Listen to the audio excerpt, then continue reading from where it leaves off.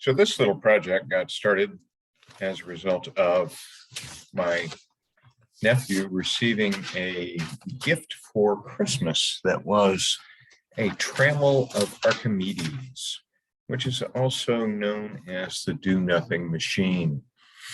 Well, I can understand, right, why someone might receiving something called a do-nothing machine ask what in the world it is and why it is that they want it. And I get that.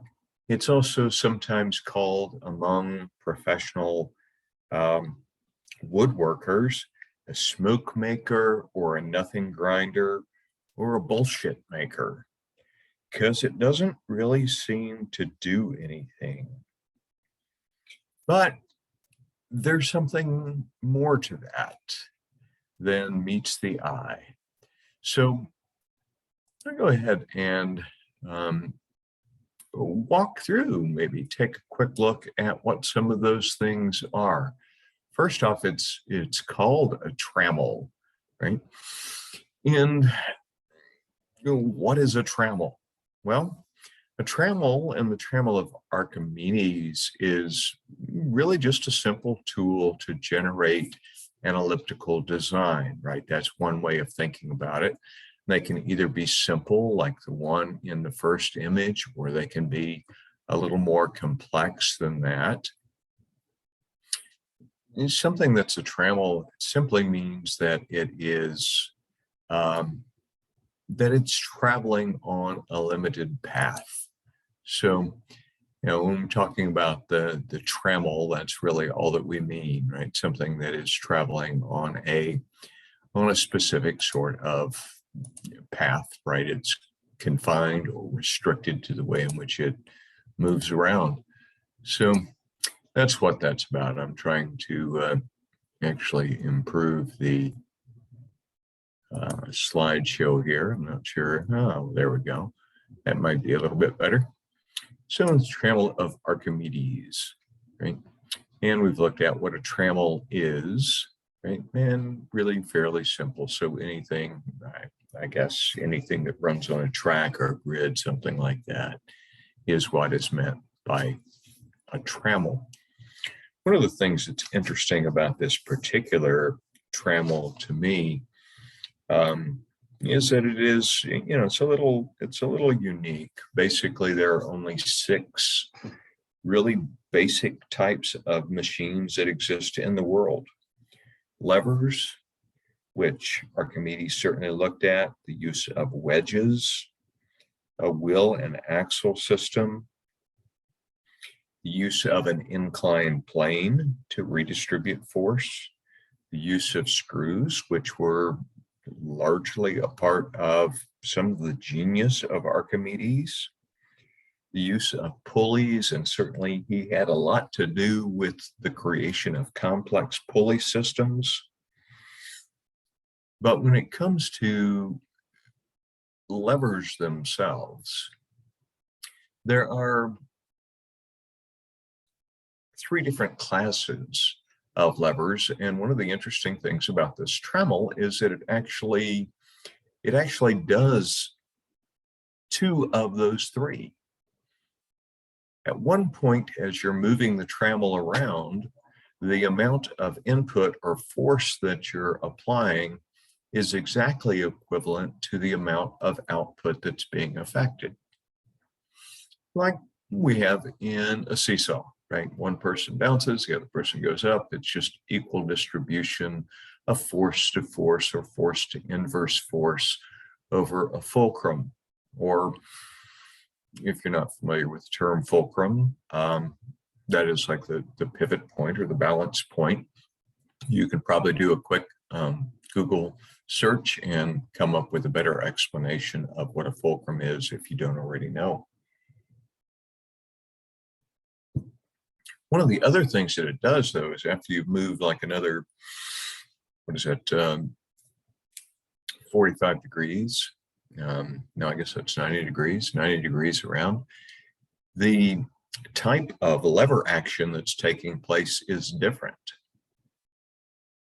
The amount of input that you're using in terms of force to move the gear around the machine, right? To keep it running inside of its trammel, inside of its track, actually increases the amount of output or the amount of force compared to what's being applied.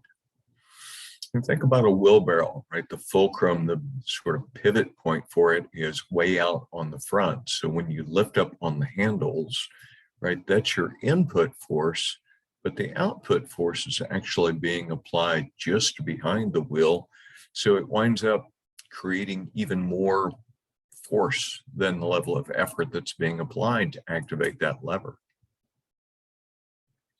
Maybe we don't care about that. Maybe you do. So it draws ellipses. So who cares, right? What's the importance of an ellipse? Why does it matter? Why was it so darn difficult to figure out, right?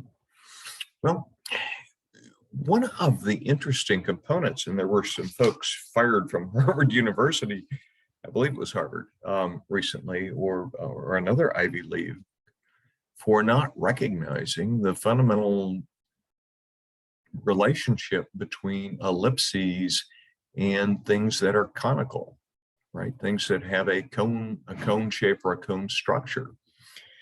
And that was really sort of key to a lot of the inventions that Archimedes made. So ellipses were really important in figuring out how to make exactly those angles, how to figure out how to measure the area and the distance and the force and all of that sort of stuff. It did have a lot to do with the discoveries that he made and the inventions that he created. And another importance is that there were some thinkers in ancient Greece that folks that are known as Hellenics, right? That's all that term means. Is that in ancient Greece, some folks had figured out, even thousands of years ago, right, that the world, or at least the earth, is elliptical in shape. Unlike all of those flat earth deniers or flat earth folks today, right? Folks who have thought seriously about this have come to a better explanation thousands and thousands of years ago. So in ancient Greece, right, if we're thinking about the world as an elliptical shape, part of the concern, and there was some good sort of philosophical argument behind this, was that there was a thought that anything that was elliptical was necessarily also infinite, which had some interesting implications for our world, right? And trying to figure out what the world is like that we're living on. Okay? Does it have no boundaries? So thinking about, right, how to draw an ellipses, how to measure an ellipses, how to figure out what the area of an ellipse was very unusual and something that just wasn't done well and really mattered to those pre-Socratic folks. So what does Archimedes have to do with this? Well, he's basically the one that's credited for being able to figure that out among a whole lot of other stuff. He was probably the best thinker of his time in the areas of mathematics and physics, astronomy, philosophy, contributed a lot to algebra, contributed a lot to calculus, contributed a lot to geometry, is credited with providing one of the very first defenses of democracy and trying to prove that democracy is a smarter and more responsible political system. Huge influence during his day and today on engineering, and largely he was doing all of that for the sake of creating the many inventions that he created. So he wasn't really from Greece, right? All of the Most of those folks that we think about as being early Greek philosophers were from Athens, generally some from Macedonia, like Aristotle.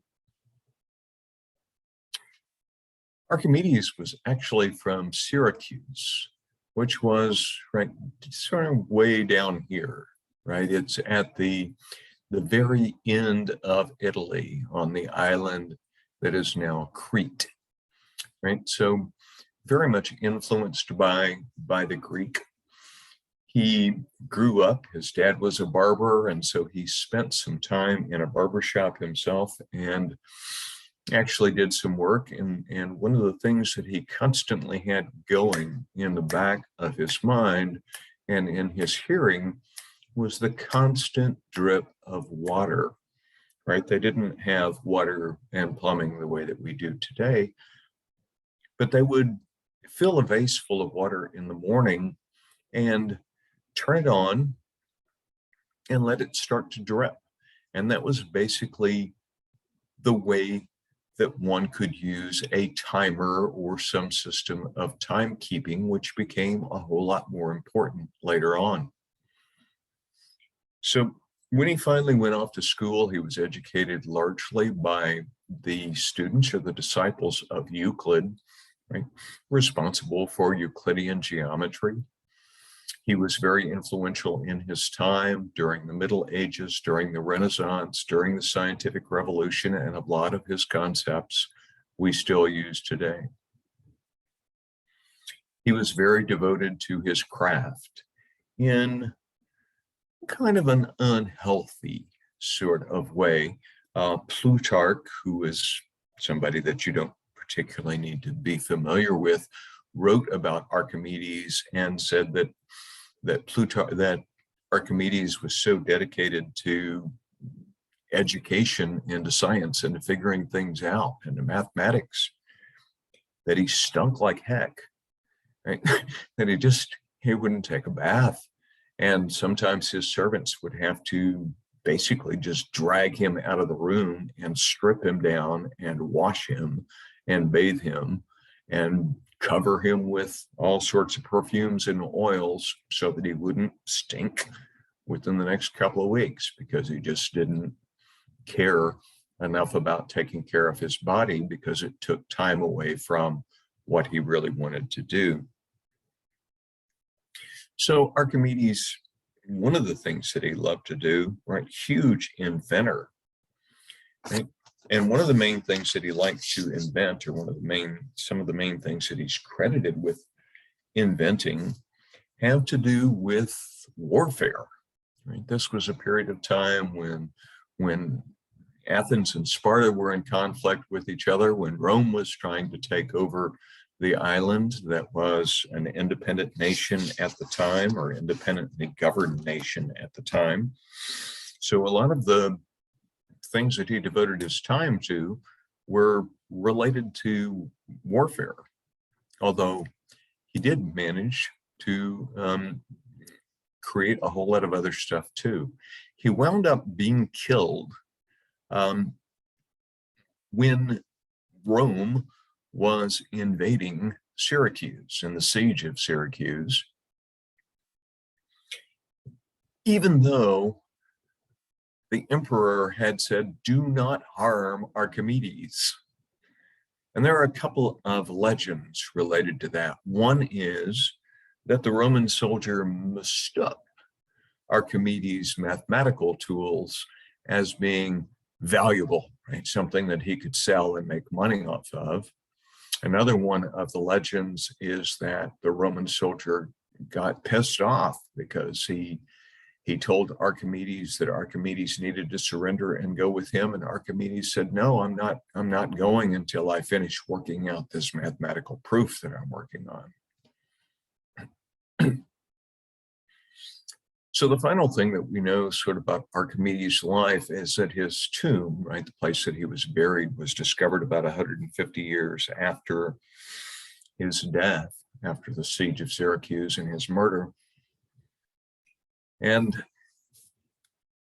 that one of his dying wishes right, from Archimedes was that he was so proud of one of the mathematical proofs that he came up with that he said that his tomb was to be shaped like a sphere inscribed by a cylinder. And so that was the way that people were able to identify that it was indeed the tomb of Archimedes. So he was influential on all sorts of areas, but he also, right, created some really cool sort of military stuff.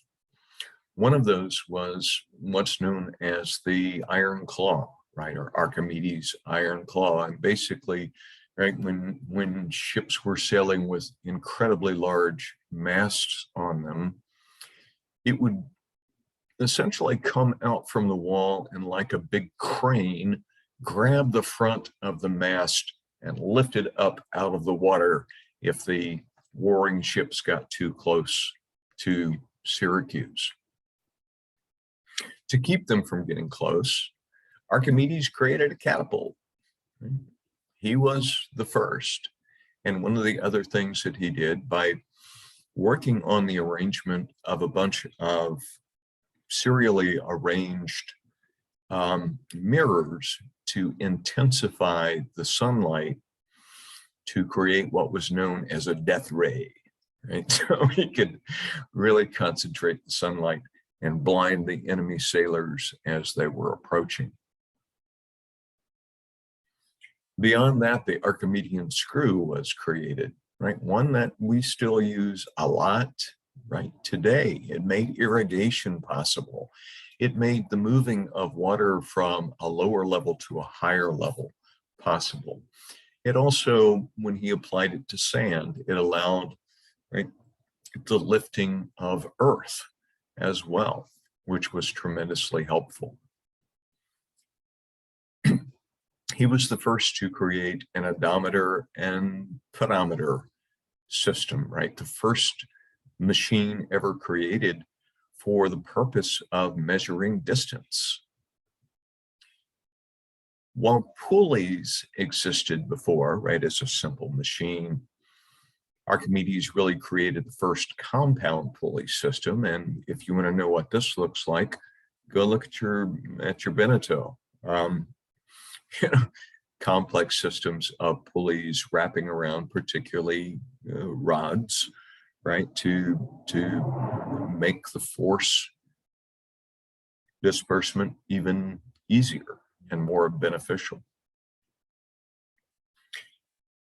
People had been working with levers as well, right, prior to that, but Archimedes was one of the first to be able to explain why it is mathematically that levers work.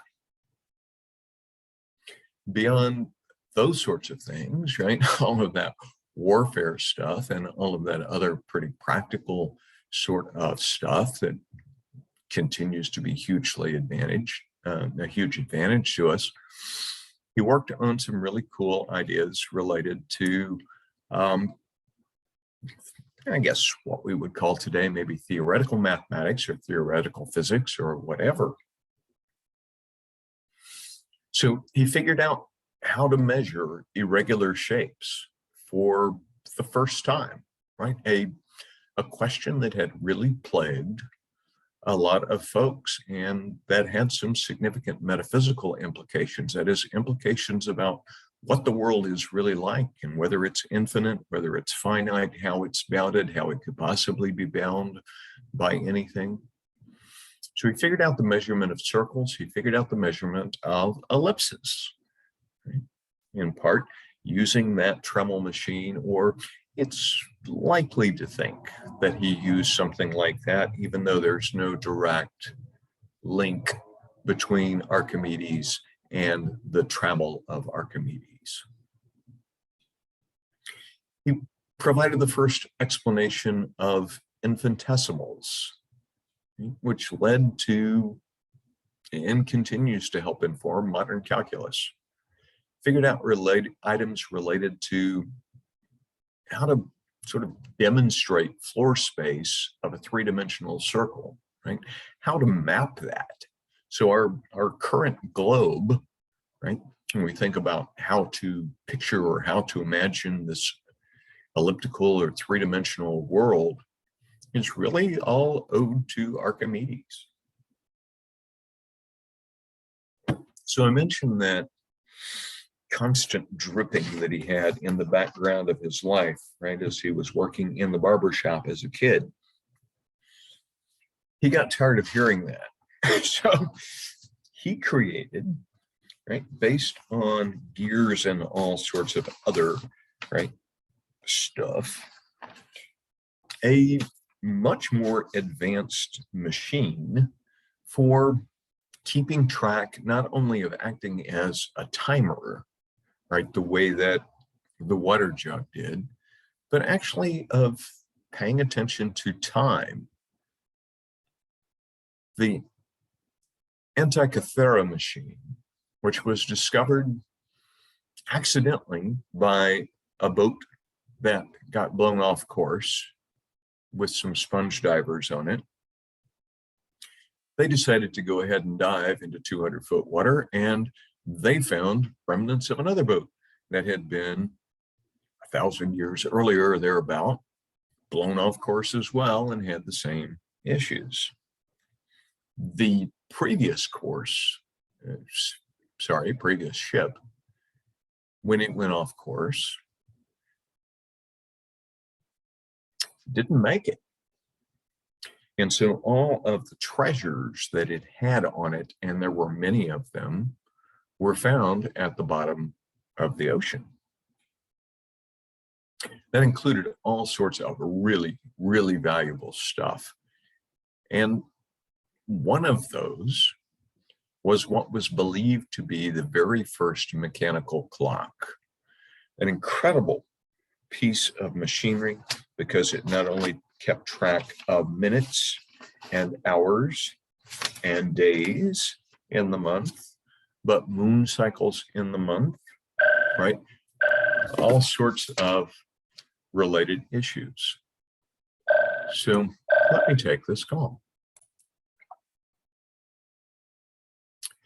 So he explained the infinitesimals, which led to modern calculus. He figured out right, this sort of three-dimensional circle and how to go about tracking that. Created this first mechanical clock, which is really just kind of amazing, right? That tracked all sorts of stuff, right? It tracked, you know, the hours of the day, the minutes of the day. It tracked the month, the day of the month, the time in the lunar cycle, the phases of the moon. Just an amazing item.